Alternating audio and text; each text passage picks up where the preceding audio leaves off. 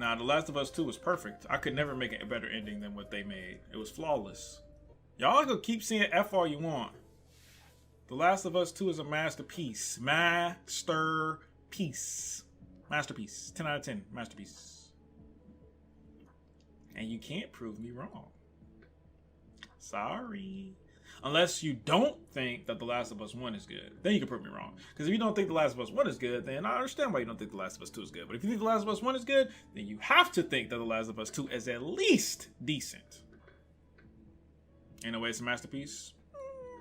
I think it's a masterpiece. Isn't Joel's step stupid, though? No. Why is it stupid? What makes it stupid? I already know what you're going to say because I heard this 1,000 times and I've rebutted it 1,000 times, but I'll do it 1,000 times more because you know what? I owe Naughty Dog because I was like y'all when I first saw the original leaks of the game and I saw this brooding bitch kill Joel in the leaks and I thought they were going to replace her as the main character and try to turn Ellie into the villain. I was like, fuck this game. That's why I made my channel. I was like y'all. That's literally why I made my channel. Go back and look at my first video. It's me making fun of The Last of Us 2 leaks. But then I played the game. I played the whole game and I was like, oh, that's not what they were doing at all. The Last of Us 2 deserved Game of the Year. It was Game of the Year. Absolutely. It was literally, think about it, right? And this is the part that pisses me off about gaming in general, about gamers in general, and just general audience in general, right? Everyone says this, everyone, everywhere you go, no matter where you go, over here, you go over here, anyone that's critical about media will say this. I'm so tired of these creators doing the same thing over and over. They always do the same thing. They always do it. Why don't they try to do anything different? Okay, so you're Naughty Dog, right? You have The Last of Us, your largest IP, your largest, most successful IP that Naughty Dog has ever had. Naughty Dog has been in business for decades. Their largest IP is The Last of Us. And they only made one game, and it's their largest IP. It has the highest brand recognition, the highest quality. Everyone loves The Last of Us. Everyone, even people who don't like the game, can respect it. No one is saying like The Last of Us is shit, right? There's some haters, the people who hate on everything, but most people are saying it's a good game, right? So you if you make The Last of Us 2, you're getting money. It doesn't matter whether it's good, bad, trash, whatever story you put out, you're gonna get a good paycheck. Now, you have two choices. You could play it safe and give the people what they want. Give them another story with Joel and Ellie traveling for some reason. Joel tells her the truth about the Fireflies, or she finds out, and then Joel comes, sacrifice his life, and save her. Everyone's going to give it 10 out of 10. Masterpiece, best gaming experience ever. It's going to be the most predictable, bland, boring shit ever, but it's going to be exactly what's safe and what they want. Or you could take the love that they have for Joel and Ellie, and you can use that to fuel a story that will challenge them, to their core, to ask them a question of if they could forgive someone who objectively has narrative right to take revenge out and kill someone that they personally have a connection to. You cannot get that gaming experience anywhere else from anyone else. They took that risk. They took that risk for you. They took that risk for everyone who was a fan of The Last of Us 2 because they wanted The Last of Us 1 because they wanted to give you an experience that you would never forget for the rest of your life. And what did you do? What did you do? This is shit. This is the shittiest dog shit.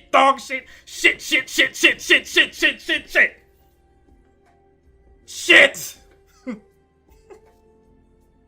don't care about being challenged in a video game? No one will forget The Last of Us 2. The Last of Us 2 is the most divisive video game created in the past 10 years, and it'll be talked about for eternity. People will be talking about this game for a long time until The Last of Us 3 comes out. And even then, they still gonna talk about it. But The Last of Us 3 is gonna be the most safest, shittiest game ever made. Watch. And you're gonna deserve it. Everyone deserves it. Because when they try to do something unique, and I understand that just trying to do something unique is not enough. It has to be good, right? I get that. But you can't tell me why The Last of Us 2 is bad. Because if it's bad, if you like the first game, again, if you don't like the first game, fine. But if you like the first game and you think The Last of Us 2 is bad, you are a hypocrite. Bro said he don't care about being challenged. The Last of Us 3 Joel returns literally. Oh my god, 10 out of 10! Joel and Ellie walking in the woods! Oh my god! Masterpiece!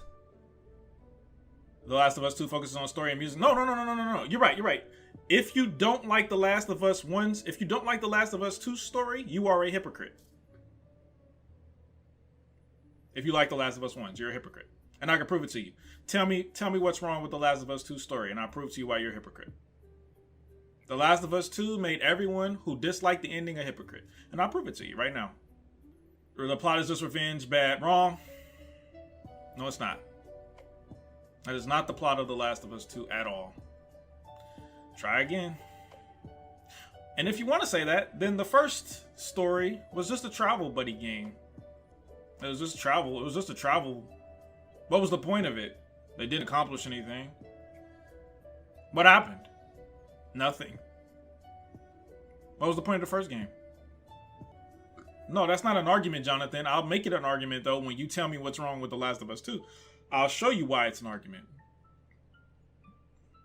This isn't even a major flaw, but the only thing I don't like about SJW stuff, and that's pretty irritating to me. What SJW stuff? The only SJW stuff that you could even say was that one character was trans. And that scene was like 5 seconds. So what SJW stuff are you talking about? Let's be real, if Abby was a gruffy dude. Yep, if Abby was a gruffy dude or an attractive woman, it would have been a 10 out of 10 game. Which is so sad. So sad. I think Ellie should have died in the first game, never should have had a sequel. I don't see why you think that, but that's fine if you think that. I don't think that it needed a sequel, but I like the sequel a lot. You think Halo 3 is better than Last of Us 2? Nope. Ellie should have taken revenge since she's killed everyone in her way. No, she didn't kill everyone in her way, for one. For two, the people that she killed was out of self-defense, except for the ones that she killed during the during non-cutscenes. So if you're telling me you wanted them to take away your ability to kill people during non-cutscenes so that the game would make more sense, then you want them to do the same thing in the first game, but they didn't. They gave you the freedom to kill people, but that doesn't necessarily mean that Ellie killed people. Cutscene Ellie is different from gameplay Ellie because they aren't going to take away that decision from the player, even though you can pass every single scene in The Last of Us 2 without killing one single player. Someone has done it. You can do it too, but you chose not to. You chose to kill, so that's on you. But as far as cutscenes goes, they were all out of self-defense. Now, why should she have killed Abby? That's fine. If you want to say she should have killed Abby, then that means that you don't believe that Abby should have killed Joel. I mean, that you believe that Abby should have killed Joel. You believe that Abby should have killed Joel if you believe that Ellie should have killed Abby, which makes you a hypocrite. So the game made you into a hypocrite. Congratulations. Go ahead and give them their dub, please. We don't care about Abby's character. What made The Last of Us special? A connection to Joel and Ellie. Instead, they made us someone we didn't care about or have no actual connection to. Well, you didn't have any actual connection to Joel when the game first came out on The Last of Us 1, did you? Or Ellie, did you? You got introduced into those characters and then you grew a connection with them, correct? So basically what you're saying is they're not allowed to introduce new characters in a sequel. And this is what I'm talking about. Dog shit criticism. If you don't like Abby, that's fine. But to say that it's bad writing for them to try to make you like her or try to introduce you to her makes no sense. It deserves the hate just like 139 does. What, The Last of Us? No. Are you talking about Cora? The Last of Us 2 characters are pitiful? I disagree. Like The Last of Us 2 more than the first. I like both of them the same, but I respect The Last of Us 2 more. I respect it more. The character's direction in Part 2 changed so much. Legitimate critics admit their major decisions were contrived and forced. Bro, I'll gladly not have your back with this. Why do you need the critics? Why can't you tell me why they were contrived, why their major decisions were contrived? Why do you need a critic to say it? Who cares what the critics say? Why can't you tell me it was contrived because XYZ? I don't know anything about The Last of Us 2 and not gonna lie, Saint cooking y'all haters stuff up your game. Bruh, the thing about it is it's like the same thing as Attack on Titan ending.